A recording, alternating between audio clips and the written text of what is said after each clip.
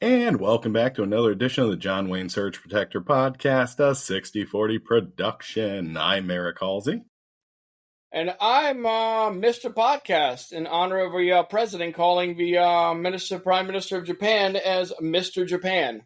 So, yeah, we're off to a good start here. And happy Bobby Bonilla Day to all those who celebrate. Yes, the love the Mr. Japan. Kind of remind you of when he assumed Tim Cook's name was Tim Apple, because why wouldn't it be? Give me that guy from Dell, Mr. Dell. Yeah, give me. I'd like to speak to Mr. McDonald's, please. Where the hell is Chick-fil-A? And yes, in case you were wondering or didn't understand, July 1st is Bobby Bonilla Day. The Mets agreed to pay Bobby Bonilla about $6 million in the year 2000, but decided instead of a lump sum to defer his payments. And now, because of inflation and just their ridiculous concept of how economy works, they owe him $1.19 million until 2035, making that $6 million lump sum payment worth roughly $40 million. Not a doubt in my mind, they are getting paid a couple $1 million as consultants for a one big, beautiful bill. Oh, yeah, definitely. Yeah. And that bad boy went ahead and just passed the Senate right before we started recording, and Couch Blaster J.D. Vance was the tie-breaking vote because it came to 50-50, and he came in there, said it. And I want to think, like, right now it's going back up to the actual House, and I want to think that someone up there has a spine that McCain had when he broke away from the party and actually made the ACA into law. But I don't see a single one of these dudes ever standing up to anything. It sucks. No, not a chance. Not a chance. Like, full disclosure, this is going to be a downer of an episode. I mean, just writing all this stuff, I'm like, can't we get a single win? Like, I feel like Luke when he was fighting the Empire, but we got no W's. It's just straight L's. Yeah, this is definitely the part of the movie where his hand gets cut off. Yeah. Like, dude, like, he finds out, like, the big villain is his dad. His hand's cut off, but he's like, oh, it's cool. I can also raise this giant spaceship out of my mud. They get little small victories here and there. Like, what do we really have going for ourselves? Like, Chuck Schumer's going to send a very strong letter. Hakeem Jeffries is going to say that we're going to defend this thing and then do absolutely nothing. Like, this thing's passing, and it's screwing generations of people over. Yeah, you're good with economics. I am used to being in debt, so maybe we're feeling slightly different here. But even this feels like a kick in the nuts to me. Make room in that canoe, my guy, because Daddy's coming in. Well, think of all that money you're gonna get when you sell your home to BlackRock for pennies on the dollar. You mean when they eminent domain my house? Yeah. I don't know. We couldn't get a park, so we're taking yours. Also, on the next bill, we're taking the parks. Yeah. We're getting both. We're greedy like that. And, well, let's switch over to the Tesla ticker that we usually do. It's 329 last time we talked, and we're down to 300, and as we probably have heard by now, Mommy and Daddy are fighting again, and our dark horse champion is once against Elon. He's kind of like, what's it called, Sting, when he kept going from the bad guy to the good guy to the bad guy to the good guy, and you don't know which way to root for him which week. Sting had respect and mystery surrounding him, where this is we can't say it, can we? This is a marital aide wearing two hats who just happens to be right on one instance. I mean, technically, there was an episode where Sting had multiple face masks. So, coincidence. I mean, got me on that one. I guess Elon is Sting. Yeah. We don't know. We don't know how this is going to go. Like I said, this is going to be a train wreck, but let's train wreck it on over to Ukraine, because there's about 50,000 Russian soldiers set there, and Vladimir Putin says he's ready for peace talks. And when Trump was asked about this, he's like, we'll see what happens. I'm watching this very closely. And honestly, I'm not even surprised anymore. Like, the guy said he's going to end the war. He's wrote in all caps, Putin needs to stop him. And Putin's like, cool. I put 50,000 soldiers ready to invade. What next? He's like, well, I'm going to watch. What, you mean like he sent a strongly worded tweet at him and it didn't work? Hakeem. Trump took a seat in the cuck chair and just decided to watch what happens next. Be like, well, I'm going to strongly word a thing on Truth Social after this, but you should definitely send someone to the next peace talks. Like, maybe. I don't know, man. Like, because this whole time we just kind of figured he was corrupt and in Russia's pocket or just dumb and getting played. Mm-hmm. Maybe he's Chuck Schumering this whole war. With strongly worded, with random capitalized words. He met with Putin, and Putin's like, listen, I need you to lose this. And I have a very good cheat sheet on how to do it. Here is Democrat policy to stop you. It's like, this is never going to work. Like, yes. Apply this to what you do against me. Like, done. Yeah, you know what? Maybe he's just got that Democrat heart in him when it comes to Putin. Yeah. Well, one thing that hasn't made the main news and actually got pointed out to me, and I had to actually look into this, and this should be a much bigger deal, but last week, a Russian plane with a tail number RA Romeo Alpha 96018 took off from Moscow, stopped by St. Petersburg, and then went to JFK and to D.C., and then rerouted itself back out of a country like that. Russian planes aren't really flying to America, but the fact that this one went to JFK, then went to D.C., and nobody knows who was on it, what they brought, and no one's talking about it, this should be a much bigger deal. But I'm pretty sure they just dropped off a set of marching orders for Fearless Leader, and he's following to that tune. Well, I mean, I'm guessing they just didn't want it leaked on Signal or something. just check the Signal. Just put down your profession as an actual reporter. You should be fine. We no longer trust P.T. Boozebag. It's a Signal promotion. Like one random new user will get added to a White House chat. It's just a fun lottery system contest they're running. Like, gone are the days of like a $25 gift card or anything. I was like, I don't know. We'll make you a special counsel on a case that we're prosecuting an illegal. What are you, a 22-year-old grocery store clerk? Come head up our terrorism unit. Yeah. You're pretty good doing makeup tutorials. Want to be DHS? Christy Dome's looking a little weathered these days. Well, City Miles gnome. No, don't worry, Chrissy. You'll always be puppy killer to me. Number one in our hearts. And more on her later on. But let's keep going on with Ukraine here, because Ukraine's actually considering about, and I just learned that there's something called the Ottawa Treaty. And that bans anti-personnel landmines. And a lot of, like, you might ask, like, why are they pulling out of this one right now? Well, to start with, the Russians aren't a part of it. And even back in 2023, when the Russians were actually on their toes and kind of going backwards, they went ahead and left behind some of their little comrades. And instead of taking them back, they went ahead and just put hand grenades on them. So it's not no man left behind. It's we're going to booby trap your body. And so the Ukrainians are like, hey, man, if there's 50,000 of you mother effers, we're going to need something special for you guys.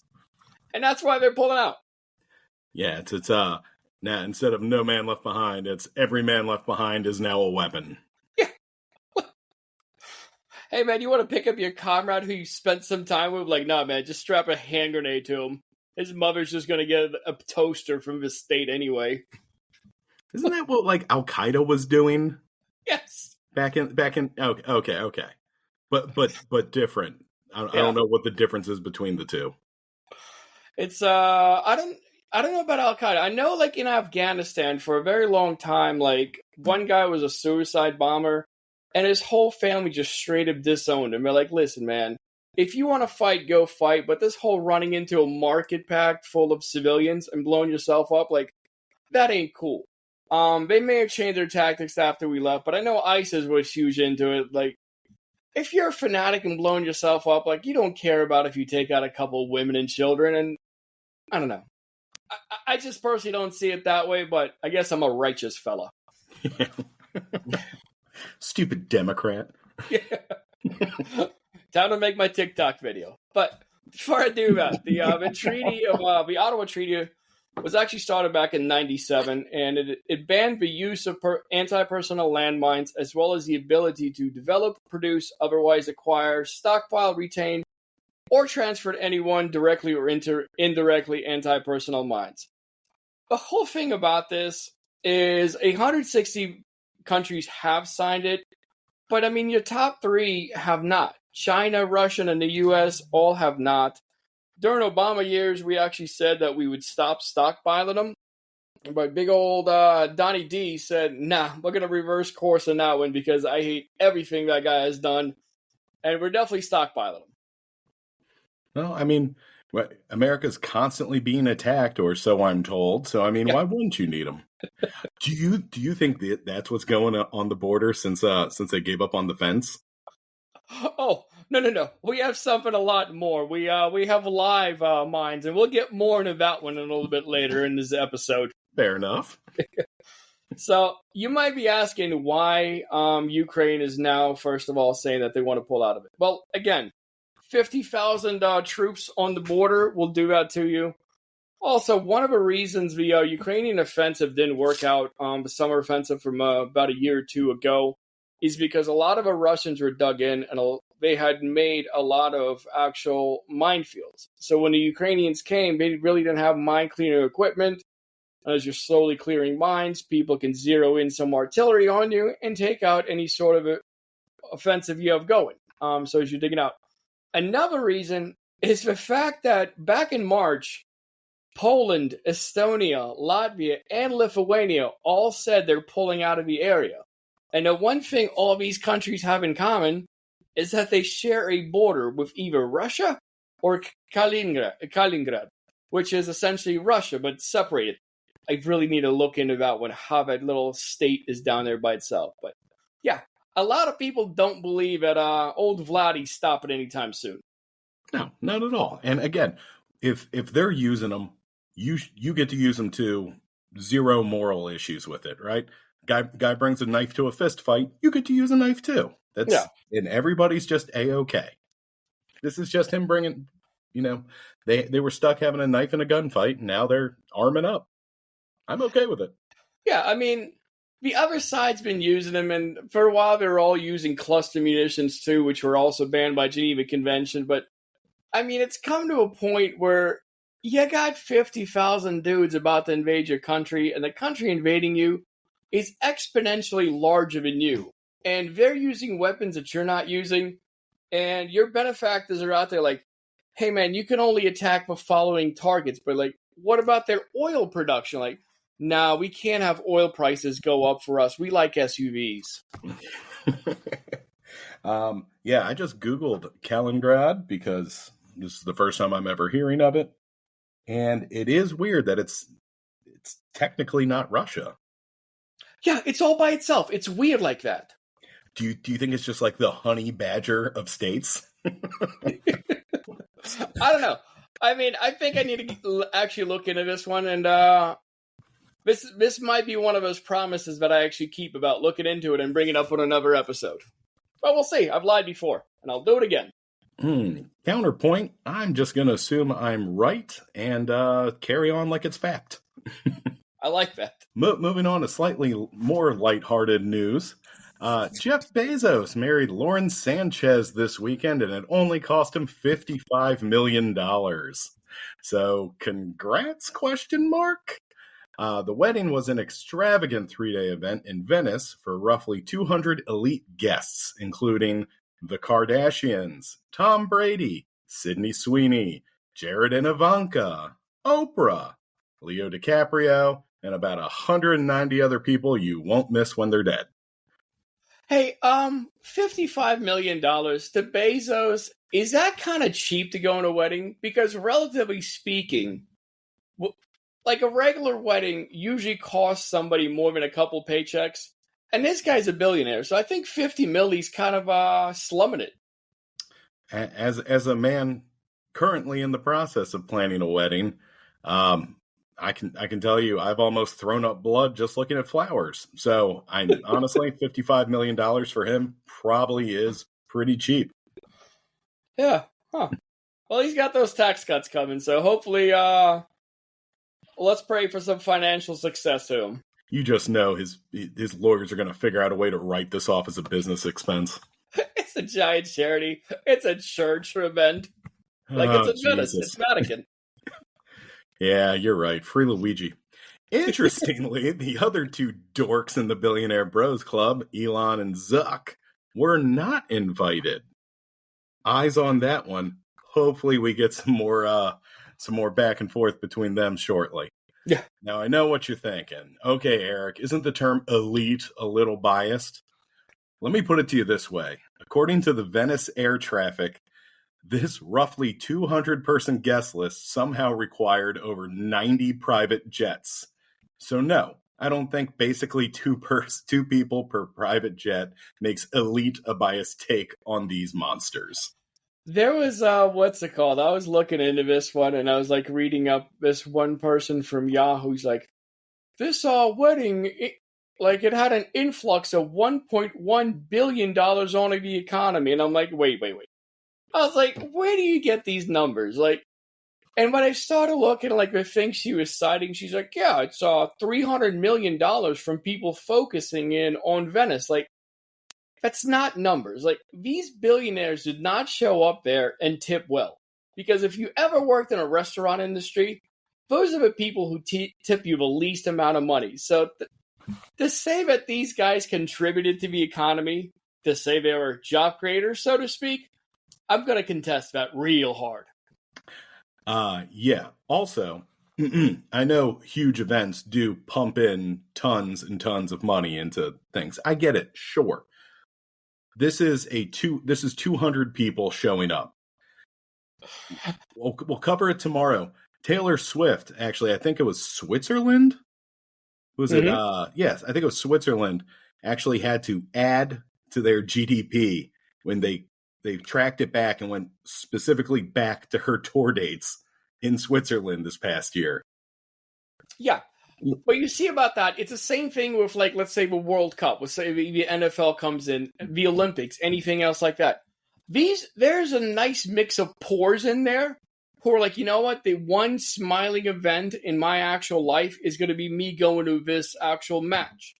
And they go out and they spend way beyond their needs, fall into debt, come back home and find out their Medicare has been canceled, but they got to see Ronaldo. Like, these rich folk, they ain't dumping money in the economy like a poor person would. Hold on. Are you telling me that none of the Kardashian sisters walked away with my mom went to Venice and all I got was this stupid T-shirt? You're telling me none of them showed back up with that? I'm just saying that the fanny pack merchants weren't exactly experiencing a big old boon in business. Yeah, I agree. And that is based on this is 200 people versus, 90,000 people showing up for a concert or a World Cup game or, WrestleMania or whatever. I agree. Well, one thing I read about it, like the biggest thing when this article that was citing all the big money, the 1.1 billion that was infused into the area, it was like, yeah, they rented 30 of the water taxis, and the total that they have is 210. And it's like, yeah, that's more than 10% of all the water taxis. You're like, first of all, they packed into these water taxis, part of it they packed into their private jets. And second of all, if that's the biggest influx of cash, is just a moonlight ride and some guy singing about a pizza pie in his eye, I don't know how we got to 1.1 billion. Yeah, let's say it's not, but let's say it's like $100 to ride this water taxi. Uh-huh. What's $100 times 200 people? Because I'm guessing it's not $1 billion friggin' dollars. There's also a tip of a couple nickels, so don't forget about that. They'll tell you about it, and right on the thing, it's like, make sure you're born rich next time in the tip mark. Well, anywho, luckily for us, who hate millionaires here, hundreds of Venetians showed up and showed out to rain on little Jeffy's special day, because it was a 3-day event. A movement calling themselves No Space for Bezos, which I loved. It has a rocket. It's good. It works on all levels. Did everything they could do to did everything they could think of to disrupt and protest this wedding. From super creative paper mache models of Bezos sitting on a toilet to dummy Bezos floating down the canal holding on to cash and Amazon boxes, to good old-fashioned marches and a blockade of the canal, the Venetians caused enough of a ruckus to force Jeffy to move one of his parties from the canals of Gran Secula, I'm just going to massacre it, some beautiful Grand Canal, to Arsenal on the outer ridge of Venice, which is supposedly just some sort of updated port. Even Greenpeace showed up with a 400-meter banner with Jeffy's face in the middle saying, if you can rent Venice for your wedding, you can pay more taxes.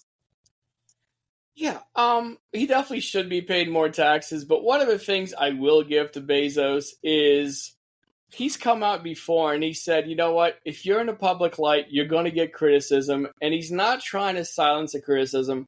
He understands the fact that us poors are going to be disappointed about this, but he also understands that he has a $50 million wedding, so it really doesn't bother him any, and he's like, all right, let them eat their cake, I'm going to do my thing.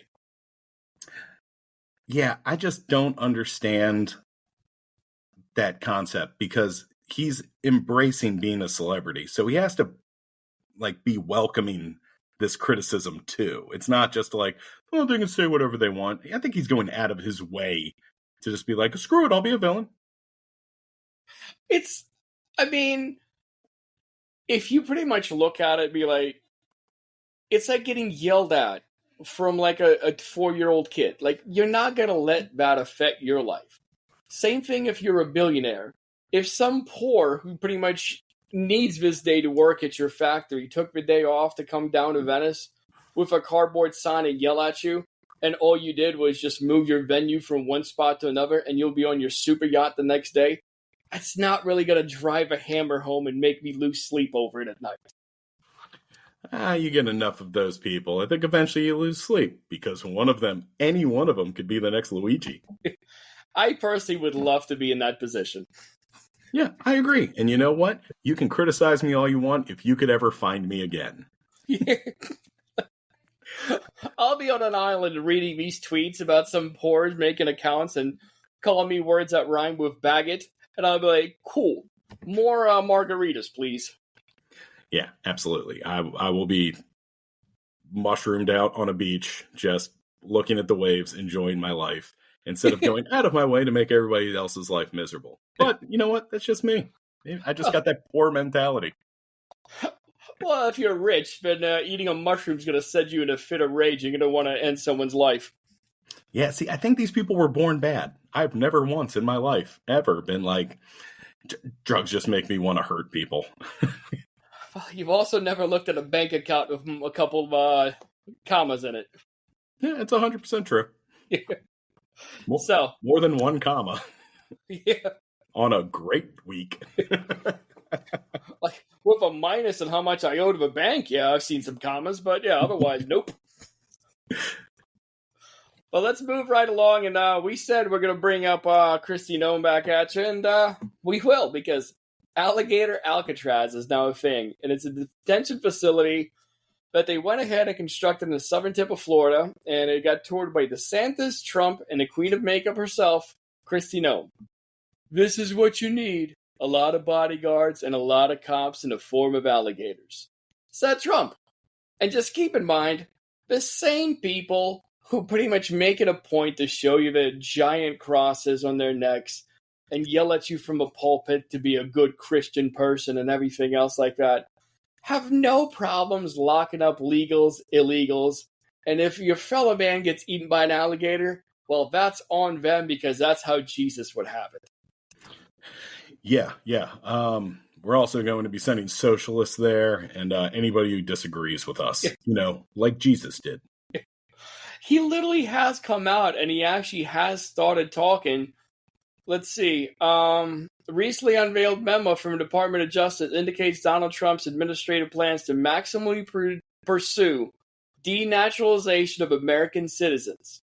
So, in MAGA words, they're going to deport your stupid poor ass. Yeah, yeah. And I know what you're thinking, but I'm white. Give it time. Buddy, you ain't the right rich kind of white. Yeah, I don't know if you've noticed it by now. Yeah, you don't think there's plans for those forever buildings? Like, a lot of people don't really remember that Auschwitz wasn't in, like, Germany.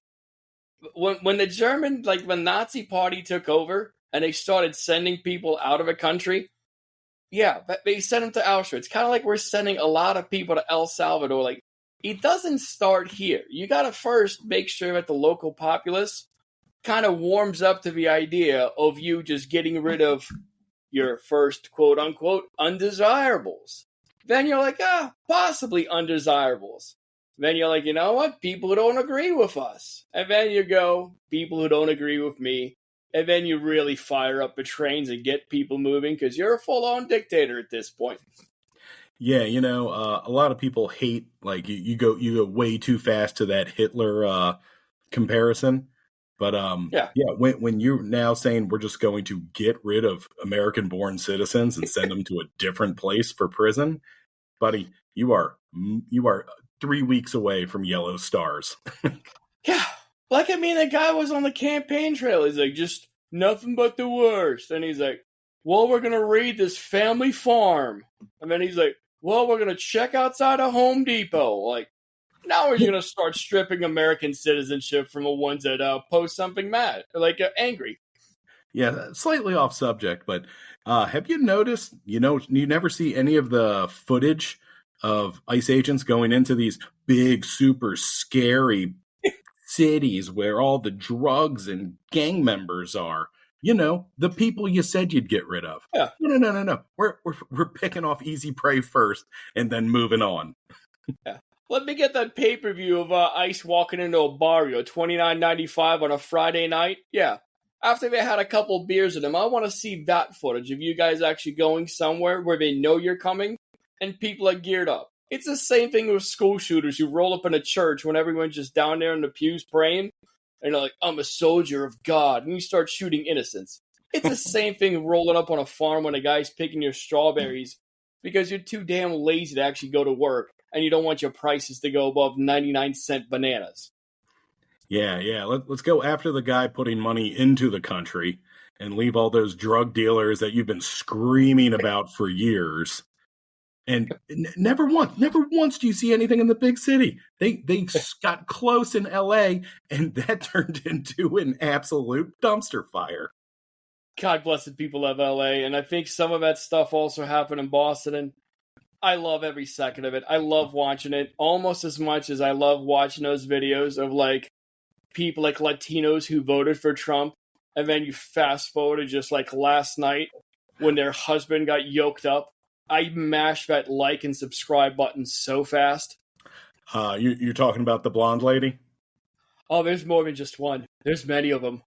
I watched the one with like the singer, the Yo Quiero Trump lady. And after her husband got, oh my God, that thing was on repeat for like a half hour. I was doing dishes, just dancing to her crying and screaming.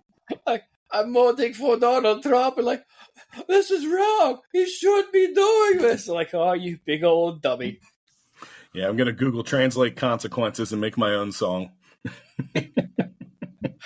All right, going back to the spot where her husband is right now.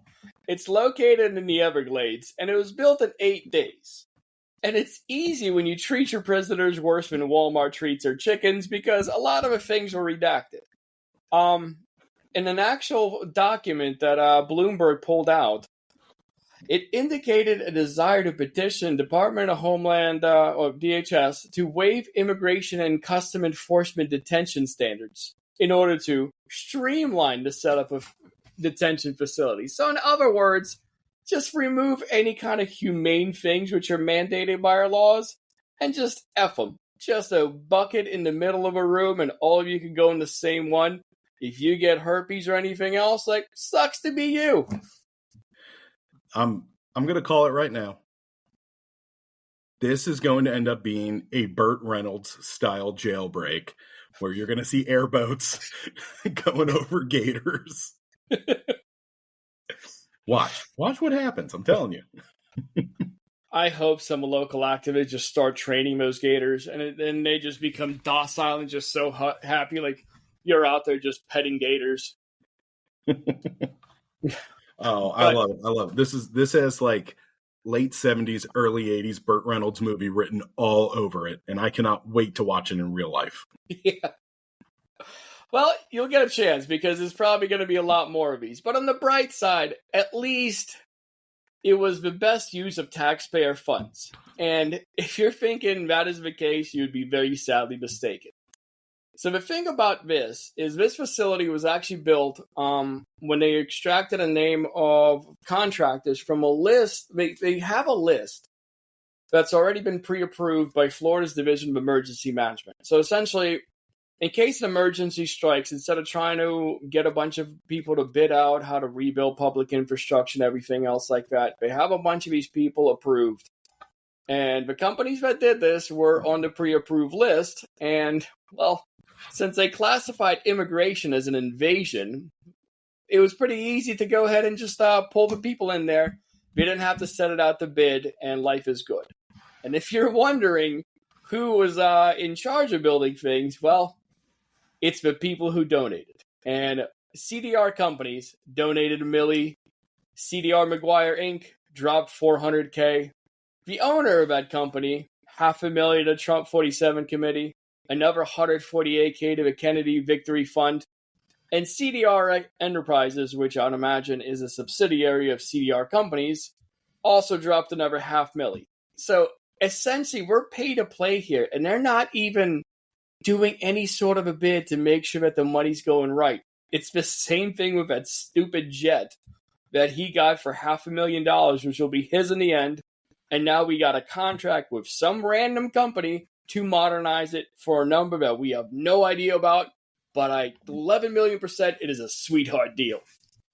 So you're telling me there might be corruption involved in an 8-day makeshift prison project?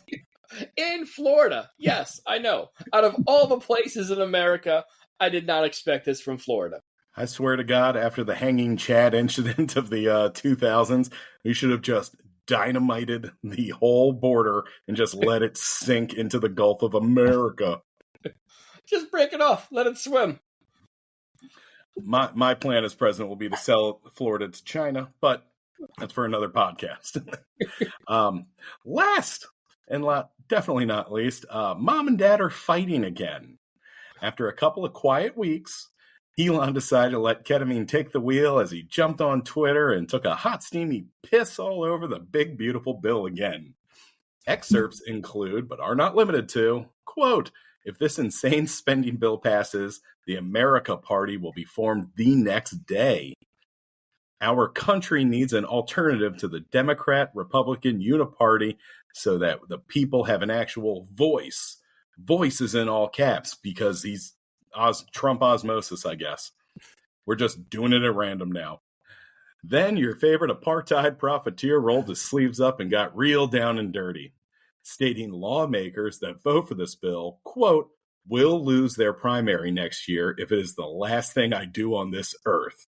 Yeah, and if we saw anything, it has not moved the needle at all in the Senate, other than the stock actually dropping 5%. It jumped back up, though.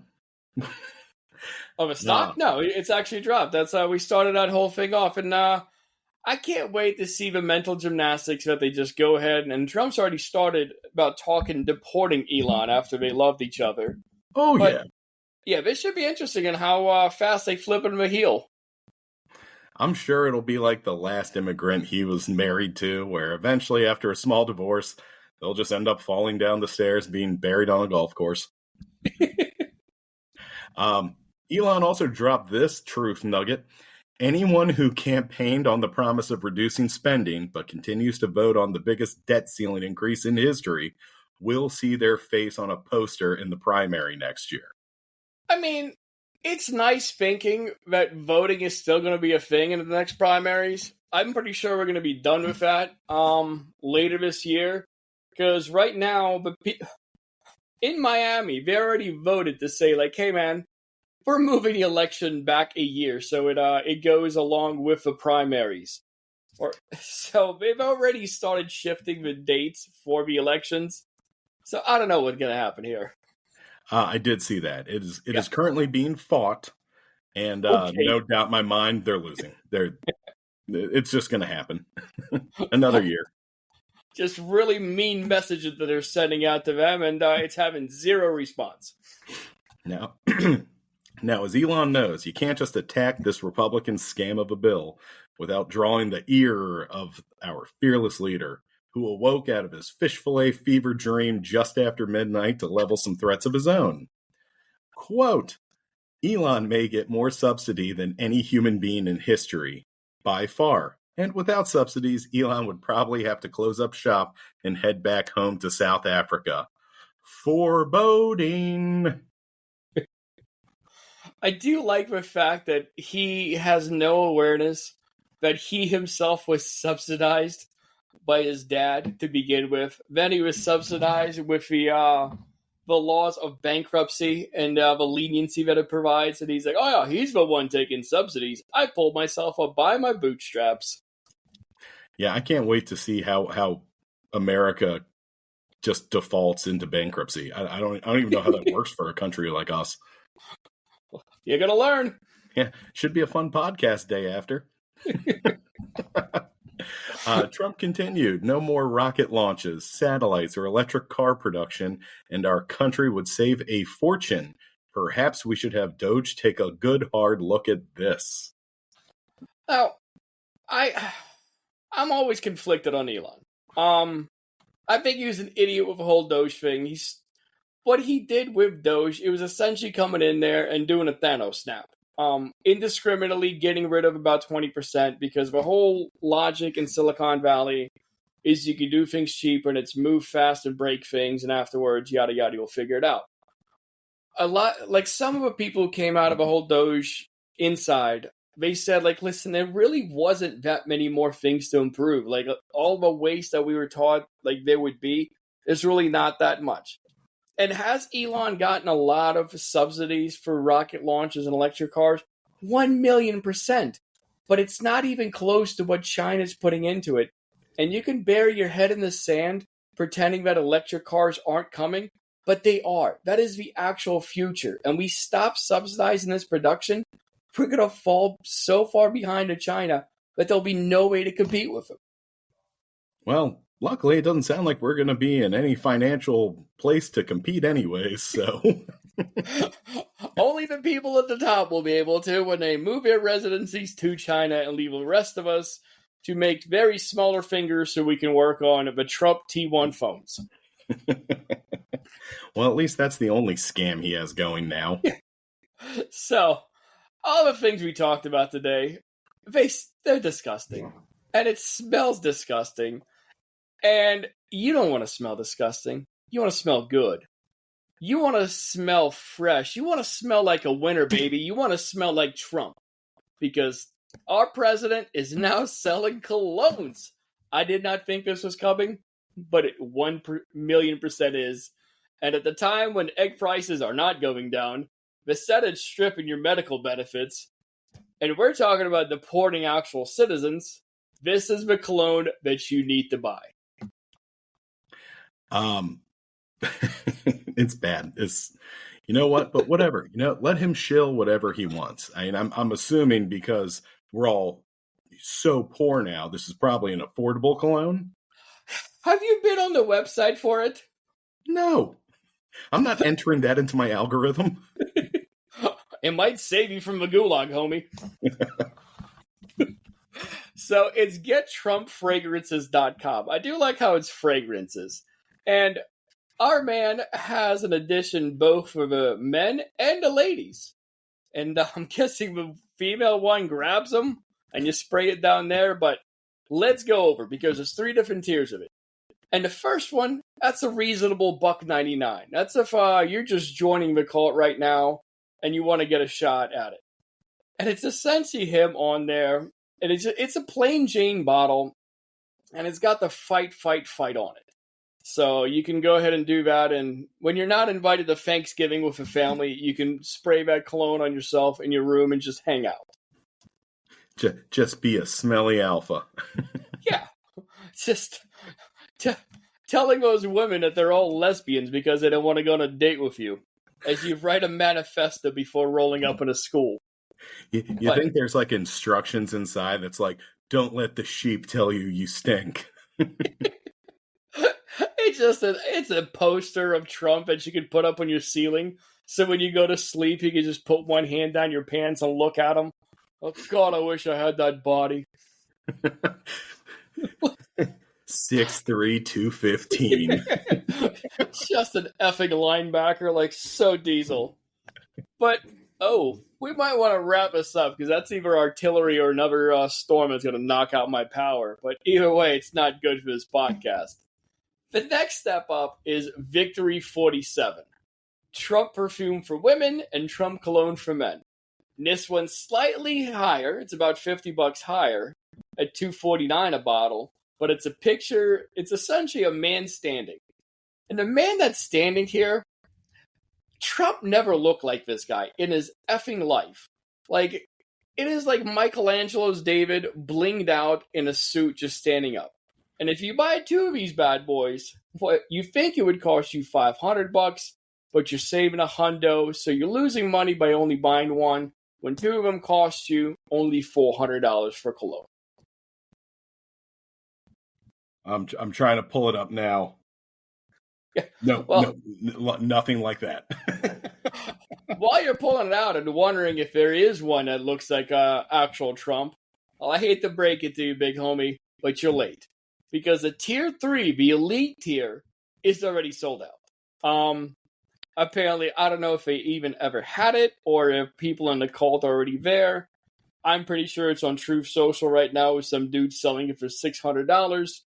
And the same guy who's complaining about the price of groceries about half a year ago is now buying 6 of these, thinking it's a collector item, and it'll only go up in price. I guess kind of part of it. Have you ever looked at his signature that's on this bottle? Yeah, it's like as if, what's it called? He has, like epilepsy. And it just is, it's one thing. It just, it's essentially an earthquake. Yeah, it looks like when you're when they put the panels on you at the hospital and you're checking your heart monitor and it's beeping. It looks like that. It looks like if you told somebody who couldn't write to just sign your name.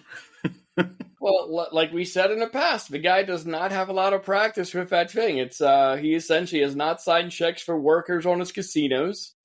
I think he had one when he visited the UN when he was talking about the trade deal that they made. And when they opened the giant book, it just fell out. It's nothing but blank pages and his signature on there. And I'm pretty sure he's rubber stamping at this point. Well, you can't call it auto pen because it's definitely in Sharpie. It's called Victory Pen, you big idiot. Are Sharpies just crayons for alphas? Only if you eat them. I'm Mr. Podcast. All right. Well, I appreciate you for tuning in. I'm Eric Halsey. Daddy, chill. Later, Gator.